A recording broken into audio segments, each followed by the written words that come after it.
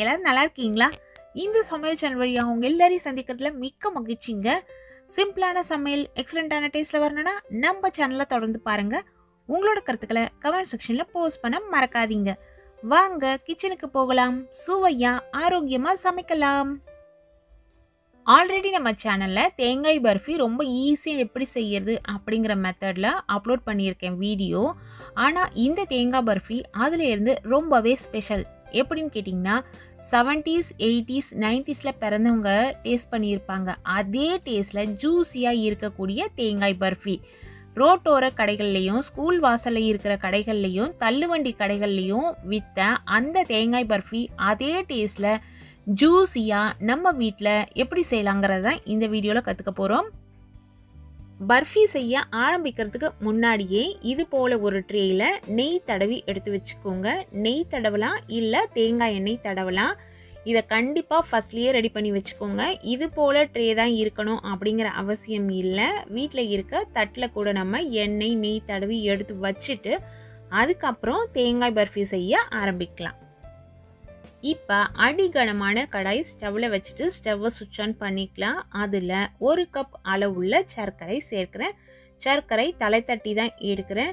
கப்பில் தான் அளவு எடுக்கணுங்கிறது கிடையாது. நம்ம டம்ளர் இல்லை வேறு ஏதாவது சின்ன சைஸில் இருக்க கப் நம்மளோட தேவைக்கு ஏற்ற மாதிரி அதில் அளந்து சேர்த்துக்கலாம். 1 கப் அளவு சர்க்கரை சேர்த்தேன். இந்த சர்க்கரைக்கு 1/2 கப் அளவுக்கு தண்ணி சேர்த்துக்கலாம். நீங்கள் எவ்வளவு சர்க்கரை எடுக்கிறீங்களோ அதில் பாதி அளவு தண்ணி சேர்த்துக்கோங்க. இப்போ ஸ்டவ்வை சுவிட்ச் ஆன் பண்ணிக்கோங்க. தண்ணியோட அளவு குறைவாக இருந்தால் தான் பாகு சீக்கிரமாக நமக்கு கிடைக்கும். நீங்கள் தண்ணி அதிகமாக சேர்த்துட்டிங்கன்னா இந்த சர்க்கரை கரைஞ்சி தண்ணி எல்லாம் சுருங்கி நமக்கு பாகு ரெடி ஆகிறதுக்கு டைம் ஆகும். சர்க்கரை எல்லாம் கரைஞ்ச பிறகு அதில் 1 டேபிள் ஸ்பூன் அளவுள்ள ஏலக்காய் தூள் சேர்க்கிறேன்.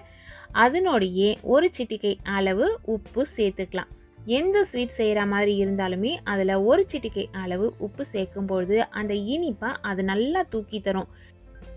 சர்க்கரை எல்லாம் கரைஞ்ச பிறகு இந்த பாகு எந்த அளவு திக்கா முத்து முத்தாக கொதிச்சு வருது பாருங்கள். நமக்கு ஒரு கம்பி பதத்தில் பாகு வேணும். ஒரு கம்பி பதம் அப்படிங்கிறது நீங்கள் கையில் அந்த பாகை தொட்டு இழுத்து பார்த்தீங்கன்னா அப்படியே நூல் மாதிரி வரும். சூடாக இருக்கும் பொழுது கையில் தொட்டு உங்களுக்கு பார்க்க பயமாக இருந்துச்சு, கை சூடு தாங்காது அப்படிங்கிறவங்க இது போல் கரண்டியில் நீங்கள் விடும் பொழுது அந்த பாகு ஃபஸ்ட்டு ஃபாஸ்ட்டாக இறங்கிடும். அதுக்கப்புறம் நூல் மாதிரி அதனோட முனையில் நிற்கும். அது வரைக்கும் நீங்கள் கலந்து கலந்து விட்டு பாகு ரெடி பண்ணிக்கணும். சப்போஸ் பாகு ரெடி பண்ணும் பொழுது பாகு தண்ணியாக இருக்கும்பொழுதே நீங்கள் தேங்காய் சேர்த்துட்டீங்க அப்படின்னா தேங்காய் நிறைய நேரம் வேக வேண்டியிருக்கும். இல்லை பாகு உங்களுக்கு கெட்டி ஆயிடுச்சு, முத்து பதம் அதாவது உருட்னா உருண்டு நிற்கும், அந்த பதத்துக்கு மாறிடுச்சு அப்படின்னாலுமே பயப்பட தேவையில்ல. சுடு தண்ணி கொஞ்சமாக ஒரு 1/4 டம்ளர் அளவுக்கு 25 ml அளவுக்கு சுடு தண்ணி இதில் சேர்த்துட்டு திரும்பவும் நீங்கள் நல்லா கலந்தீங்கன்னா அது நல்லா திக்காக மாறினது திரும்பவும் டைல்யூட்டாக மாறிடும். இது தவறு நமக்கு நடந்துருச்சு அப்படின்னும் போது அதை சரி பண்ணுறதுக்காக தான். இப்போ இந்த பாகு பாருங்கள் எந்தளவு திக்காக வருது. ஓரமெல்லாம் உங்களுக்கு சர்க்கரை படிய ஆரம்பிக்கும். அந்த சமயத்தில் தேங்காய் துருவல் சேர்த்துக்கலாம். தேங்காயை சர்க்கரை நம்ம எந்த கப்பில் அளந்தோமோ அதே கப்பில் 2 கப் அளவு தேங்காய் அளந்து இதில் சேர்த்துருக்கேன். அதாவது 2 பங்கு தேங்காய்க்கு 1 பங்கு சர்க்கரை 1/2 பங்கு தண்ணி சேர்த்து நம்ம ரெடி பண்ணியிருக்கோம். தேங்காவை ஃப்ரெஷ்ஷாக துருவி அந்த கப்பில் அழுத்தி அளந்து எடுத்து சேர்த்துருக்கேன். தேங்காய் துருவும் பொழுது அந்த கருப்பெல்லாம் இல்லாமல் பார்த்து துருவி எடுத்துக்கோங்க. வெள்ளையாக தேங்காய் பூ இருந்தால் தான் பர்ஃபி நல்லா வெள்ளையாக வரும். தேங்காய் சேர்த்த உடனேயே தீயை குறைச்சி வச்சுட்டு கலந்து விடுங்க. அப்போ தான் உங்களால் கரெக்டாக கலந்து விட முடியும். இப்போ இந்த கரண்டியில் கலக்கிறதுக்கு எனக்கு கஷ்டமாக இருக்குது. பாகு எடுக்கும்பொழுது இந்த கரண்டி வசதியாக இருந்தது. ஆனால் தேங்காயை சேர்த்து கலக்கும்பொழுது கம்ஃபர்டபுளாக இல்லை. அதனால நான் இது போல் ஜல்லி கரண்டி எடுத்துக்கிட்டேன்.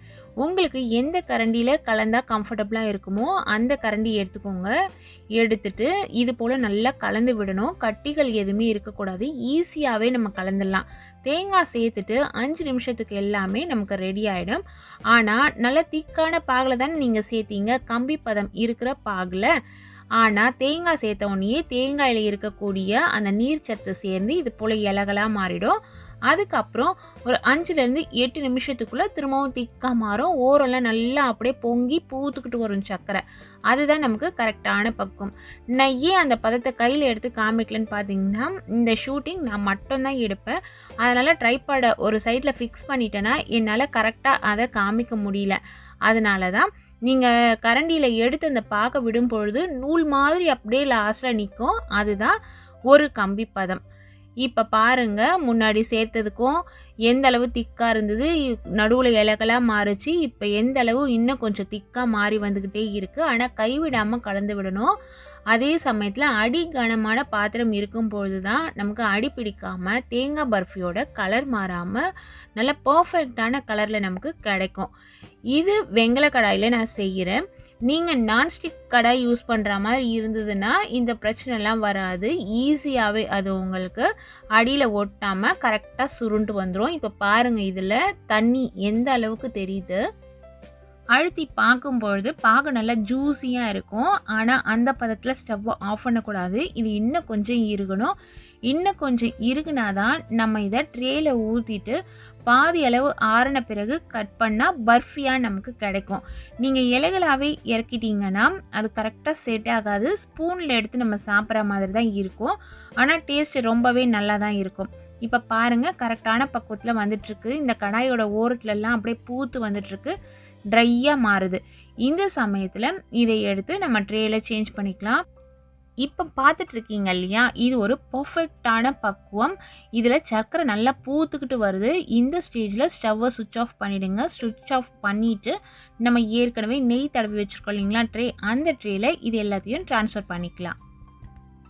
ட்ரேயில் தேங்காய் கலவையை சூட்டோடையே சேஞ்ச் பண்ணிவிடுங்க. ஆற விட்டுட்டிங்கன்னா கடாயிலேயே இறுகிடும். சேஞ்ச் பண்ண பிறகு இதை ஃப்ளாட்டாக தட்டி விட்டு அப்படியே ஆற விடணும். ஒரு மணி நேரம் நல்லா ஆறட்டும். அதாவது அது 3/4 அளவுக்கு நல்லா ஆறணும். ஆறின பிறகு நம்ம ஸ்லைஸ் போட்டுக்கலாம். ஆனால் ஃபுல்லாக ஆற விட்டுடாதீங்க. ஃபுல்லாக ஆறின பிறகு ஸ்லைஸ் போடுறதுக்கு உங்களுக்கு கொஞ்சம் கஷ்டமாக இருக்கும். அதனால ஓரளவு பாதியிலேருந்து 3/4 அளவு வரைக்கும் நல்லா ஆறின பிறகு நீங்கள் ஸ்லைஸ் போட்டுக்கலாம். மேலே இது போல் நெய் சேர்க்குற மாதிரி இருந்தால் சேர்த்துக்கலாம், இல்லை அப்படியே கூட விட்டுடலாம். நெய் இதுக்கு அவசியமே இல்லை. நெய்யோட வாசனை உங்களுக்கு வேணும்னு நினச்சிங்கன்னா இந்த பர்ஃபிக்கு நீங்கள் நெய் சேர்த்துக்கலாம். இல்லைனா தேங்காய் எண்ணெயுமே கூட போதும்.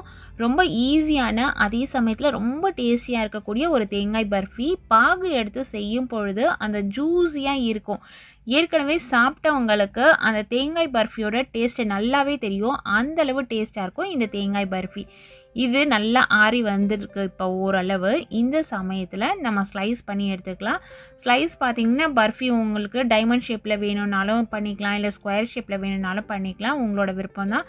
ரெக்டாங்கிள் ஷேப்பில் கூட பண்ணிக்கலாம். இது போல் ஸ்வீட் நீங்கள் வீட்டில் ரெடி பண்ணி வச்சுட்டிங்கன்னா பிள்ளைங்க போர் அடிக்கும் பொழுது கேட்டாங்கன்னா கொடுத்து பாருங்கள். ஹெல்த்தியான ஒரு ஸ்வீட்டாக இருக்கும். அதே சமயத்தில் பிள்ளைங்க விரும்பி சாப்பிடக்கூடிய ஒரு ஸ்வீட் தான் இந்த தேங்காய் பர்ஃபி. பிகினர்ஸாக இருந்தீங்கன்னா ஸ்லைஸ் போடும்போது எனக்கு ஒரே சைஸில் வரமாட்டேங்குது அப்படின்னு கூட யோசிக்கலாம். அப்படி இருக்கிறவங்க இந்த டிப்ஸை ஃபாலோ பண்ணி பாருங்கள். இது போல் ஒரு ஸ்டீல் ஸ்கேல் வீட்டில் இருந்துச்சுன்னா இந்த ஸ்டீல் ஸ்கேலை நல்லா வாஷ் பண்ணிவிட்டு அளவுக்காக வச்சுட்டு கரெக்டாக நீங்கள் ஸ்லைஸ் போட்டிங்கன்னா உங்களுக்கு பீசஸ் கரெக்டாக வரும். ஸ்லைசஸ் போட்ட பிறகு இது போல் ட்ரே இல்லை தட்டு எதுவாக இருந்தாலுமே கவிழ்த்து நீங்கள் தட்டி விட்டிங்கன்னா அது அப்படியே நமக்கு கிடச்சிடும். தேங்காய் பர்ஃபி, இந்த தேங்காய் துருவலை நம்ம அப்படியே தான் சேர்த்துருக்கோம். இதை மிக்ஸி ஜாரில் ஒரு முறை நீங்கள் அடிச்சிட்டு தண்ணி விடாமல் அடிச்சிட்டு சேர்த்திங்கன்னா அந்த நீளமாக இருக்க தேங்காய் துருவல் இன்னுமே சின்ன சின்னதாக கிடைக்கும். அது போல் கூட செய்யலாம். நம்ம தேங்காய் துருவல் கொஞ்சம் நீளமாக இருந்ததுனால இது போல் பிசுரெல்லாம் இருக்குது ஸ்லைசஸில். நீங்கள் உங்களுக்கு இது போல் இல்லாமல் கரெக்டான ஷேப்பில் வரணும் அப்படின்னு நினச்சிங்கன்னா தேங்காவை துருவிட்டு மிக்ஸி ஜாரில் சேர்த்துட்டு ஒரு 2 முறை அரைச்சிட்டு அதுக்கப்புறம் சேர்த்துட்டு செஞ்சு பாருங்கள். பர்ஃபெக்டாக இருக்கும். அதே சமயத்தில் இந்த டேஸ்ட் வேறு லெவலில் இருக்குங்க. நான் சொன்ன இந்த மெத்தடில் இதே அளவுகளில் இதே பக்குவத்தில் இந்த தேங்காய் பர்ஃபியை நீங்கள் செஞ்சு சாப்பிட்டு பாருங்கள். உண்மையிலேயே டேஸ்ட்டு வேறு லெவலில் இருக்குங்க. இது போல் நல்ல ரெசிபிஸ் தெரிஞ்சுக்கணுன்னா நம்ம சேனலை தொடர்ந்து பாருங்கள். சுவையாக சமைச்சு சாப்பிட்டுட்டு மகிழ்ச்சியாக வாழுங்க. சுவையாகவும் இருக்கணும், ஆரோக்கியமாகவும் இருக்கணும்னா நம்ம சேனலை பார்த்து சமைங்க. Thank you friends.